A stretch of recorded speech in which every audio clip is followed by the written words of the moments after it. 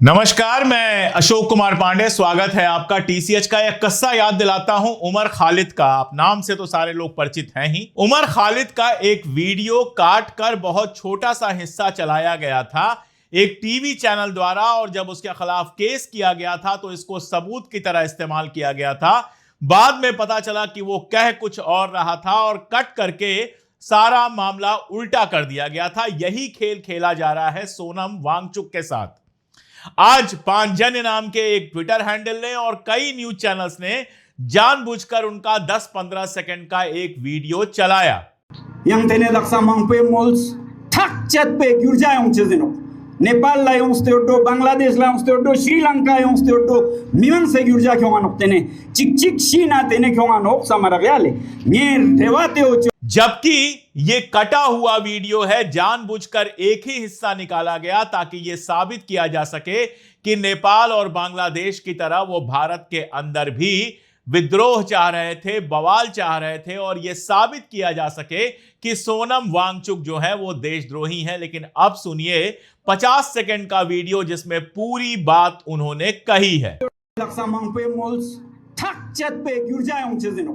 नेपाल ला यong स्टेटो बांग्लादेश ला यong स्टेटो श्रीलंका यong स्टेटो मिमंग से gyurja kyong anok tene चिक चिक Sheena tene kyong anok samara gale ner देवाते हो चुat a unzox la te healings nam danam doanam te zox manpa ladak sena ma jive gyurja yong jive phogyur peaceful revolution kabena ngatang sangma rang tokria dukste shin chiktang tene gyurja mikyong kametchen तेबो ख्यात पोयोइन ई yang yulgun nang sangma yang yulgun e piang ladak ne spejik gyon nyeja metuk dos metkyak nyeja tulare ka shigos metkyak toria shin ranga nakstanin janma miltan zerkanbo sompa ote tus polepten gale। ये video चलाने इसलिए जरूरी थे कि जब उन चैनलों पर और उन माध्यमों पर जानबूझकर काट कर छोटा सा हिस्सा लगाकर सोनम वांगचुक को देशद्रोही साबित किया जा रहा है, तो पूरा हिस्सा दिखाकर बताया जाए कि कैसे लोगों के खिलाफ आईटी सेल साजिश करता है। जानबूझकर कटे फटे 10 सेकंड के, 5 सेकंड के, 16 सेकंड के वीडियो चलाकर किसी को कुछ भी साबित किया जा सकता है। यह गंदा खेल चल रहा है सोनम वांगचुक के खिलाफ। सोनम वांगचुक पर जब भी बात करता हूं मैं, या फिर जनरल जीडी बख्शी को आजकल देखता हूं, आप जानते हैं जनरल जीडी बख्शी जो एक जमाने में भारतीय जनता पार्टी के प्रवक्ताओं से ज्यादा बड़े मोदी भक्त बने हुए थे। जब सोनम वांगचुक की गिरफ्तारी होती है तो वो उसकी मुखालिफत करते हैं। वो कहते हैं सोनम वांगचुक को गिरफ्तार करना, लद्दाख को डिस्टर्ब करना बिल्कुल गलत है। सोनम वांगचुक भी एक जमाने में भारतीय जनता पार्टी के समर्थक हुआ करते थे। एक जमाने में जब 370 हटा था तो पूरे लद्दाख में खुशियां मनाई जा रही थी। पूरा लद्दाख जो है 370 हटने से खुश था। कश्मीरियों के इंटरनेट बंद कर दिए गए थे, कश्मीरियों को हर तरह से परेशान किया जा रहा था, लेकिन लद्दाख खुश था, कश्मीरियों के दर्द से खुश था, और उसको लगता था कि 370 से हमें मुक्ति मिल जाएगी तो हम फ्लरिश कर सकेंगे, हमारा ग्रोथ हो सकेगा, हमारा विकास हो सकेगा। इंतजामिया जो है उसने बहुत शानदार काम किया कि 370 हटा दिया। मोदी सरकार ने बहुत अच्छा काम किया कि 370 हटा दिया। अगर आप उस जमाने के मेरे वीडियोस ढूंढ के देखेंगे तो उस जमाने में भी मैंने कहा था कि 370 हटने पर आज लद्दाखी और जम्मू के लोग बहुत खुश हो रहे हैं, लेकिन एक दिन इनको भी पछताना पड़ेगा। कल इंडियन एक्सप्रेस में एक पूरी खबर छपी जिसकी हेडिंग जो थी वो ये थी कि जो LAB लेह एपेक्स बॉडी के चीफ हैं वो कह रहे हैं कि 370 ने 70 साल तक हमको बचा कर रखा। अब हमारे समझ में आ रहा है कि इसका विरोध जो मैंने किया वो गलत किया, हमने जो विरोध किया वो गलत किया। 370 रहता तो हमारे साथ ये सब कुछ नहीं हो पाता। जी, लेह जो पर्यावरण की दृष्टि से बहुत ज्यादा सेंसिटिव है, वहां की जमीनें अडानी अंबानी ना लूट सकें, इसका इंतजाम था 370 में। 370 हटने के बाद वहां जमीनों की लूट किस तरह से चल रही है, वहां किस तरह से पर्यावरण को खत्म किया जा रहा है, किस तरह से वहां सोलर प्लांट लगने की प्लानिंग हो रही है जिसके चलते बर्फ पिघलेगी और पूरा का पूरा जो वहां का वातावरण है वो खराब हो जाएगा, वो सब आप अलग अलग जगह पर देख चुके होंगे। अब एक नई खबर यह है कि लेह एपेक्स बॉडी की जो भारत सरकार के साथ बातचीत होने वाली थी वो फिलहाल टाल दी गई है। लेह एपेक्स बॉडी ने कहा है कि हमको एंटी नेशनल कहा गया है, हमको राष्ट्र विरोधी कहा गया है, हम ये बर्दाश्त नहीं करेंगे जब तक हमसे इसके लिए माफी नहीं मांगी जाएगी, हम बातचीत नहीं करेंगे। आप देखिए, लेह के अंदर शांतिपूर्ण प्रदर्शन हो रहा था और उसके ऊपर गोलियां चलवाई गई, बिना नियंत्रण के गोलियां चलवाई गई, 4 लोग मार दिए गए। राहुल गांधी का एक ट्वीट है जिसमें कहते हैं, पिता फौजी, बेटा भी फौजी, जिनके खून में देशभक्ति बसी है, फिर भी बीजेपी सरकार ने देश के वीर बेटे की गोली मारकर जान ले ली क्योंकि वो लद्दाख और उसके अधिकार के लिए खड़ा था। जी, वहां पर जो गोलीबारी हुई है उसमें त्वासांग थरचिन मारे गए हैं, जो भारतीय सेना के लिए काम कर चुके थे, कारगिल के युद्ध में हिस्सा ले चुके थे। जिनको कारगिल के युद्ध में पाकिस्तान की सेना नहीं मार पाई, उनको गोली मार दी गई सीआरपीएफ द्वारा। उनके पिता का एक बहुत दर्द भरा बयान है। पुलिस का एसएसपी का बच्चा मरता, वो क्या सोचता? डीसी का बच्चा मरता, वो क्या सोचता? गरीब को मारने में उनको आसान लगता है ना। खुद का बच्चा अगर होते, क्या वो इस तरीके से सहेगा? नहीं सह सकता है, हमें पता है। तो मैंने भी 32 साल सर्विस किया हूँ और हर मुश्किल जगह पर किया हूँ। गलीशर मैंने 4 बार किया है, जहाँ पर टफ, इंदिरा कोल के पास, जिस पर 5 मुल्क का बॉर्डर पड़ता है, India, China, Pakistan, Russia, Afghanistan, उन जगहों पर मैंने ड्यूटी किया हूँ और वहाँ मैंने 35 तक जाता है। और पीने के लिए पानी नहीं होते थे, बर्फ तोड़ के पिघल के हम खाना बना के अपना सेहत को ठीक रखता था। ऐसे ऐसे मुश्किल जगह पर मैंने किया हूँ। इनको क्या पता, साला घर से निकलता है, बाजार घूमता है, वापस जाता है, क्या है इनके पास? कोई भी बाप जिसने 30 साल सेना की सेवा की हो, उसका बेटा जिसने सेना की सेवा की हो, उसको आप देशद्रोही कह देते हैं। वो लोग जो दिल्ली के एयर कंडीशनड ऑफिस में बैठकर आईटी सेल चलाते हैं, दुनिया भर का तमाशा फैलाते हैं, वो उन सैनिकों को भी देशद्रोही कह रहे हैं जिन सैनिकों ने इस देश को बचाने के लिए अपनी जान लगाई है। लद्दाख से ज्यादा देशभक्त इस पूरे देश में कोई इलाका नहीं है।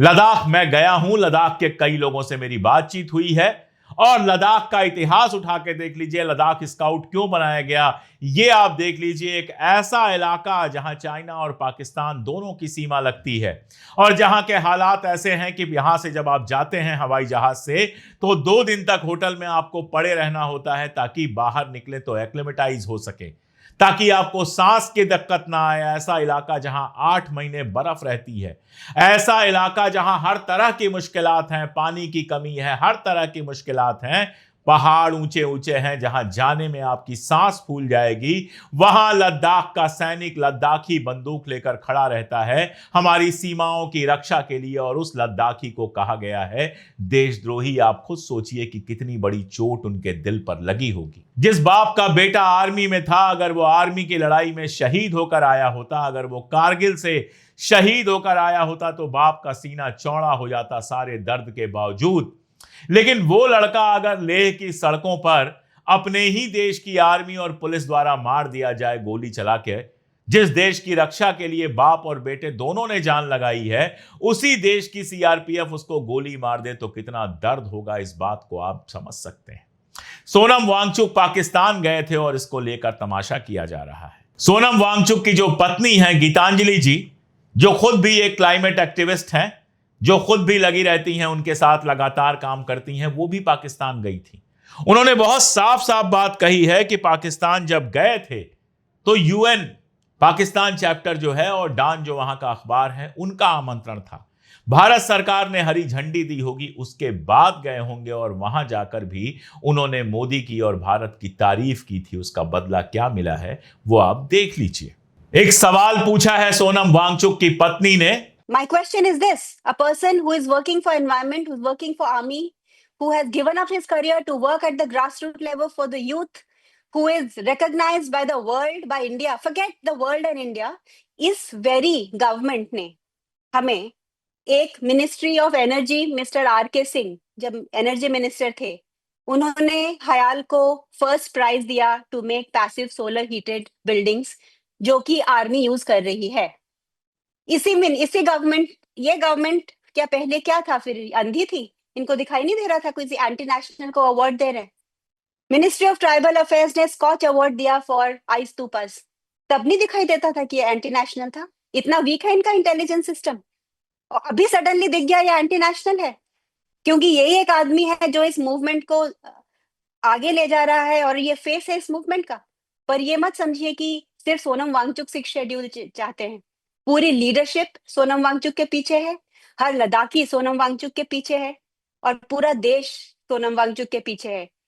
आपके पास है इस सवाल का जवाब कि कल तक जिस सोनम वांगचुक को भारत सरकार पुरस्कार दे रही थी, सम्मानित कर रही थी, वो सोनम वांगचुक जिस दिन लद्दाख के लिए आवाज उठाते हैं, उस दिन वो अपराधी हो जाते हैं, राष्ट्र विरोधी हो जाते हैं, चाइना और पाकिस्तान के एजेंट हो जाते हैं। गीतांजलि जी ने यह भी बताया कि आईबी के लोगों ने जब यह अनशन पे जा रहे थे तब कहा था कि अनशन पे मत बैठिए वरना आपको गिरफ्तार किया जा सकता है, आपके खिलाफ केस हो सकता है, एफसीआरए आपका कैंसिल हो सकता है। उन्होंने नहीं सुना और वो अनशन पर चले गए। इसके पहले उनके स्कूल को जो जमीन दी गई थी वो जमीन छीन ली गई थी। तो जब तक सोनम वांगचुक भारतीय जनता पार्टी की तारीफ कर रहे थे, नरेंद्र मोदी की तारीफ कर रहे थे, 370 हटाए जाने को सेलिब्रेट कर रहे थे, तब तक तो वो देशभक्त थे और उसके बाद देशद्रोही हो गए। यहां एक बात मैं और कहना चाहूंगा, जब 370 हटा था तो ये बात मैंने कई बार कही थी, कश्मीर भारत का अभिन्न हिस्सा है, तो क्या कश्मीर में रहने वाले हमारे भाई बहन दोस्त नहीं है? अगर कश्मीर को अपने देश में बनाए रखने के लिए हम कुछ भी करने को तैयार हैं, तो फिर कश्मीर के लोगों का दर्द हमारा अपना दर्द क्यों नहीं बनता है? सोनम वांगचुक जब कश्मीर में देख रहे थे कि कर्फ्यू लगा हुआ है, जब वो देख रहे थे इंटरनेट काट दिया गया है, लोगों के अधिकार छीन लिए गए हैं, 2-2, 3-3 बार मुख्यमंत्री रहे फारूक अब्दुल्ला साहब को उनके घर में कैद कर दिया गया है, महबूबा मुफ्ती को कैद कर दिया गया है, उमर अब्दुल्ला को कैद कर दिया गया है, किसको नहीं कैद किया गया था? ऐसे लोग जिन्होंने जिंदगी भर तिरंगा उठाया, उनको उठाकर कैद कर दिया गया था। उस समय क्या सोनम वांगचुक को यह दिख नहीं रहा था कि गलत हो रहा है? क्या उनको सिर्फ लद्दाख का स्वार्थ दिख रहा था? उनको यह नहीं दिख रहा था कि कश्मीर के लोग कितने परेशान हैं? एक बार तो कश्मीरियों की आवाज उठाई होती।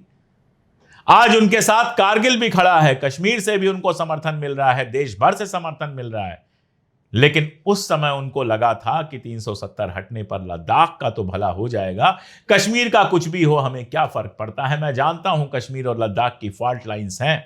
महाराजा रणबीर सिंह के समय जिस तरह से लद्दाख का महल लूटा गया था, आग लगाई गई थी, सब कुछ हुआ था, मैं जानता हूं कि उसका दर्द है। यह दर्द भी वाजिब हो सकता है कि आजादी के बाद वो सारी चीजें उनको नहीं मिली जो उन्हें लगता है मिलना चाहिए था। लेकिन अब मैं ये पूछना चाहता हूं कि 2019 में जो नई आजादी मिली थी, जिसमें कश्मीर से उनको अलग कर दिया गया था, उसके बाद उनको क्या मिला? देशद्रोही होने का तमगा। जिस 6वीं अनुसूची का वादा भारतीय जनता पार्टी ने किया था, वही आज बन गई क्या? देशद्रोहिता बन गई।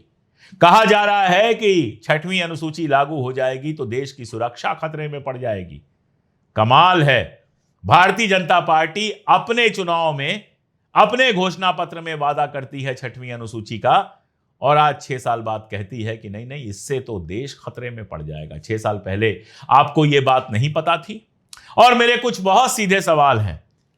अगर सोनम वांगचुक वाकई पाकिस्तान के लिए काम कर रहे थे तो उनको पहले ही क्यों नहीं गिरफ्तार कर लिया गया? उसके लिए क्यों इंतजार किया गया कि वो लेह में अनशन करे, वहां पे गोलियां चले, उसके बाद उनको गिरफ्तार किया जाए? अगर सोनम वांगचुक पाकिस्तान जा रहे थे किसी गलत नीयत से, उनको जाने क्यों दिया गया? भारत सरकार नहीं चाहती तो वो नहीं जा सकते थे, भारत सरकार से ग्रीन सिग्नल नहीं मिलता तो वो नहीं जा सकते थे। इन 2 सवालों का जवाब कोई मुझे दे दे।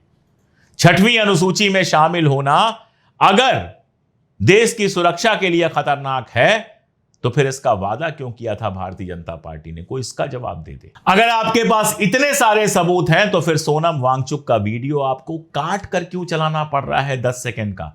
दिखाइए 50 सेकंड का पूरा वीडियो जैसे हमने दिखाया है, उसके बाद जनता तय कर ले कि वो भारत के खिलाफ हैं या भारत के साथ हैं।